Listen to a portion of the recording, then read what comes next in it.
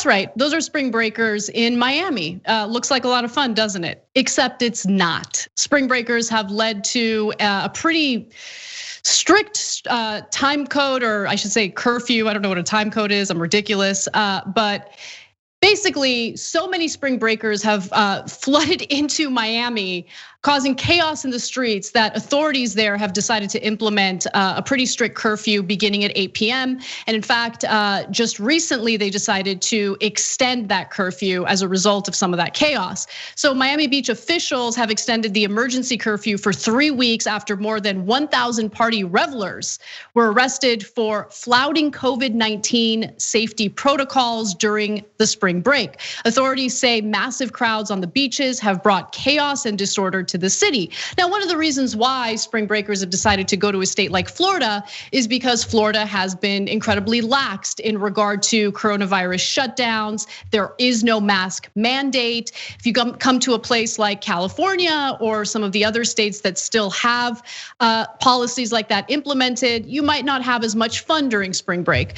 So you have all these spring breakers coming, and they're being met with some pretty significant police force because as much as I want them to have a good time, unfortunately, things did get pretty out of control. So authorities are telling the spring breakers, you need to be off the streets by 8 p.m., but it's not working. Huge crowds of party goers continue to fill the streets after curfew. And the new rules that have been placed by the mayor are being ignored. Now, the spring breakers aren't having it. A few of them did speak to reporters, and let's hear what they have to say. Are you here for spring break? Yes.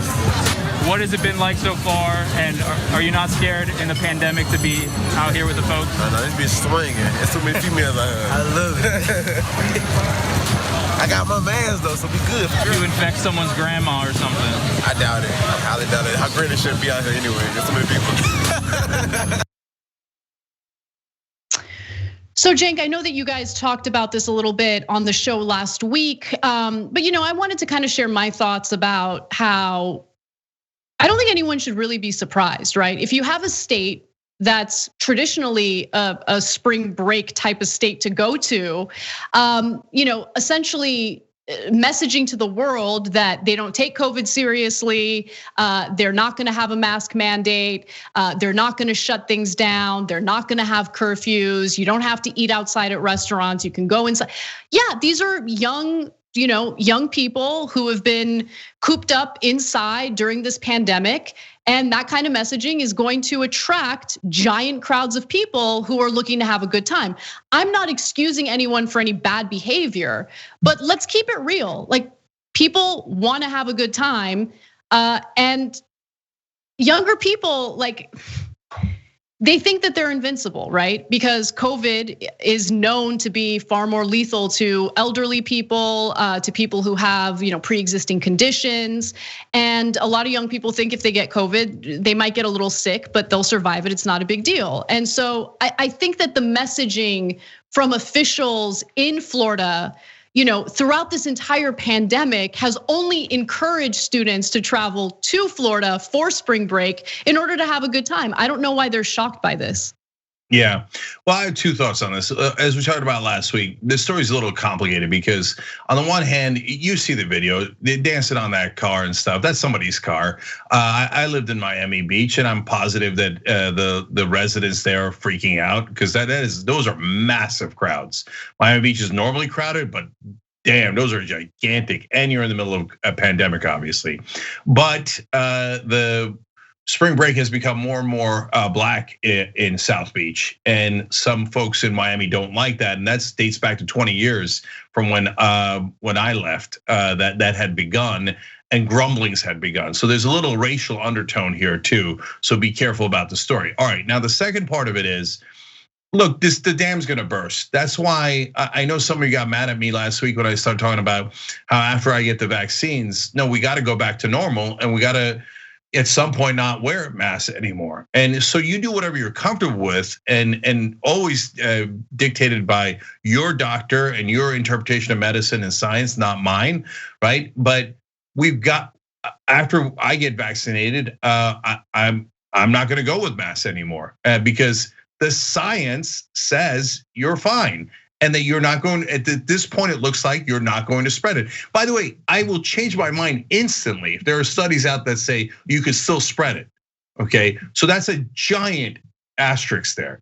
But the reason I'm telling you that in the middle of this story is because, guys, whether I do it or not, and I'm generally a cautious person, as you've seen over the last year in us describing this, at some point, people are gonna go, no more. I'm not listening to the government. I'm not listening to anybody. We got vaccinated. We've been cooped up indoors for a year and more now. And especially the young, of course they're gonna do a massive tsunami of spring break. So that's why I'm saying that the government has to follow the science and not be overly cautious after the vaccinations, because that creates other problems like this one. Yeah, exactly. I'm also thinking about what things are gonna be like once everything is open. When there's, when most people are vaccinated, when there are no more restrictions. People have speculated that it's gonna be like the Roaring '20s, and I think that's true.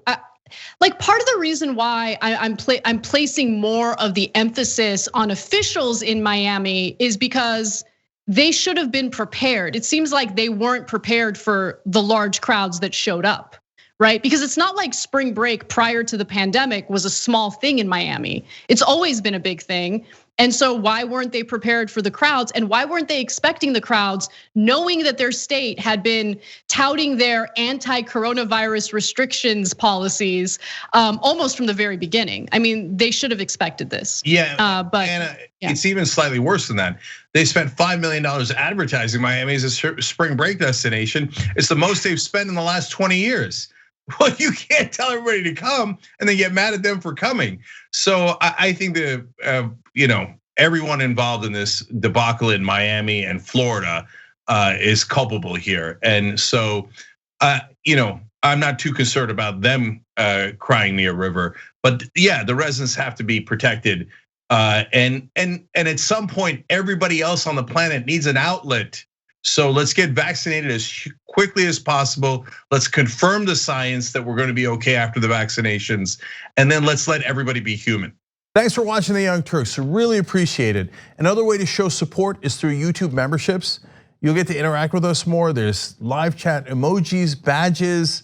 You've got emojis of me, Anna, John, JR. So those are super fun. But you also get playback of our exclusive member-only shows and specials right after they air. So all of that, all you gotta do is click that join button right underneath the video. Thank you.